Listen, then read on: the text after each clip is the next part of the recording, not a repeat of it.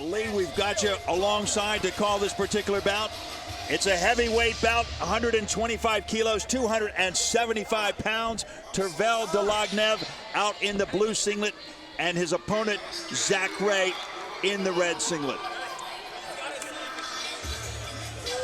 Well, Tervel certainly has the experience here. You know, he's got an opportunity here to make another world team, so I would expect him to really pick up the pace and just earn that spot real decisively.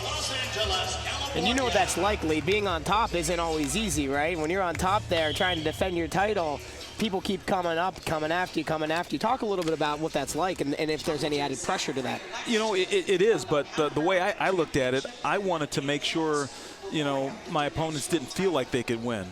Whether they could or not, I wanted to make sure that they could feel in their heart that, oh, I can't beat Lee Kemp. And I did that by not letting people score.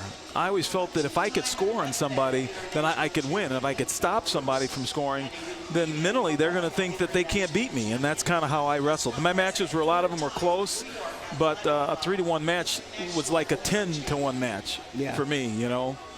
And sometimes I think that mindset, Lee Kemp, might apply to Tervel Dlagnev. He's a 2009 World Bronze medalist, was 5th in the 2011-2013 World Championships, 5th in the 2012 Olympic Games. Much as you owned your weight class, very, very much, I think Tervel Dlagnev, at least for the past 5 years, has felt a strong sense of ownership in this weight class right here.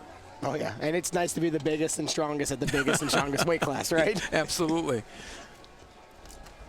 But as you said, there's always some competitor coming up, knocking at the door, and that's what you have here. Yep. Well, it's the old adage, it's harder to stay number one than it is to become number one. I think you can ask Jordan Burroughs a few things about that, but you know the feeling just as much. Absolutely. You know, that's what competition is. And when you are in an opportunity to dethrone a champion, that's cool. I mean, to be a champion, you got to beat one. I was always taught that. So when I was coming up, I look forward to the opportunity to beat somebody that was a champion. Well, right now, I think that applies very much to Zach Ray out in the red singlet. No score in the first period. The second bout between Tervel Dlagnev. Dlagnev won the first bout by the score of 5-0. He got busy pretty much in the second period. Shot clock is underway right now. Going against red, which means that's going against Zach Ray. He's got 30 seconds to score a point. And there's the whistle, as Dlagnev will pick up 1 point as a result of passivity by Zach Ray. So 1-0 right now, Tervel Dlagnev. But you talk about beating challenges or beating champions, I think, Lee. Zach Ray was a 2011 NCAA champion for Lehigh University. Wow. That was a nice shot. Great shot by Tervel Dlagnev.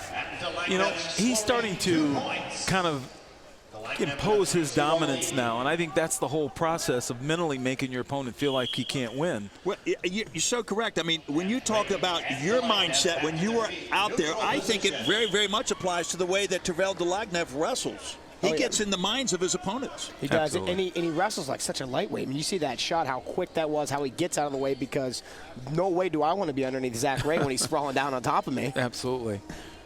And you know, when you get a lead like he's got now, for a 3-0 lead for Tervel is a pretty big lead. They call that, in heavyweight, they call that a major decision in college, I believe. Yeah. Absolutely.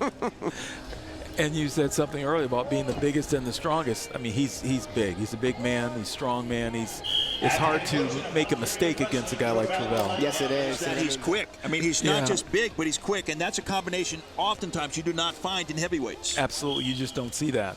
No, and he can move, and he can dance. I mean, Tervel's got it all going on, and it's paying off right here, and that's why he's been on top for so long. He's such a student of the sport, and he's so committed to studying his film, to studying his opponents, to getting better, that little 1% that he needs so he can get over that hump of being 5th and 7th and 3rd in the world to being a world champion. Competition helps that, you know, when you look at Zach Ray, when you look at Tyrone Fortune, some of those other tough heavyweights. Coming up, So it's made him better. Well, the other thing that helps make Ray better is when he travels to places like Cuba and he wins the Cerro Pelado International Tournament, which, Jake, is a very tough tournament to win, but he came out of there as a champion from Havana. Yeah. Yeah, I mean, it's all that competition. I mean, we're at it. You know, USA has this is probably one of our deepest weight classes outside of 74 kilos. You know, for the United States of America, we're pretty set. You know, Tyrell Fortune being a defending University World Champion. You got Don Bradley, who's a junior world champion, who's in there. You got guys like Wisdowski coming up. I mean, this is a deep, deep weight class for heavyweight. Well, it's also a deep weight class when you take a look at the standings in the world.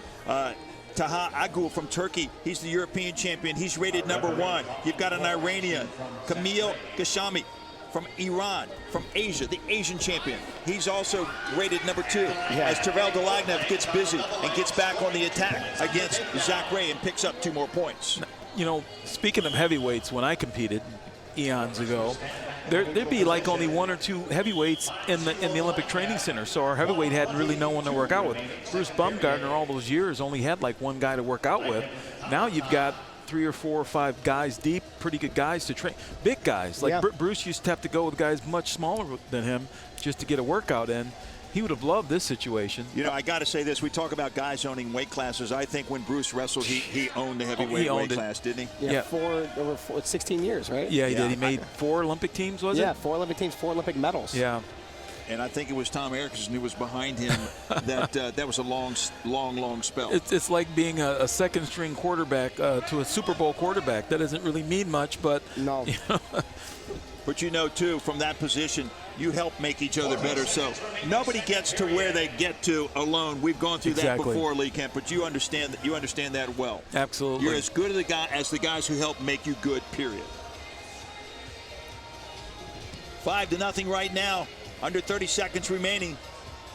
Tervel Dlagnev holds on to this 5-0 lead. He'll win by the identical scores he did in the first bout, Jake, and he will make the 2014 United States World Team. Oh, yeah. That 5-point lead is commanding, especially a short time left here at heavyweight. Yeah. And he did it a little more convincingly this time. Yep. He did. He looked sharper. He looked more confident. As the seconds expire, Tervel Dlagnev defeats Zach Ray 2-0, winning this the second bout by the score of 5-0. Tervel Dlagnev has won another spot on the United States World Team. They're headed to Tashkent, Uzbekistan for the 2014 World Championships.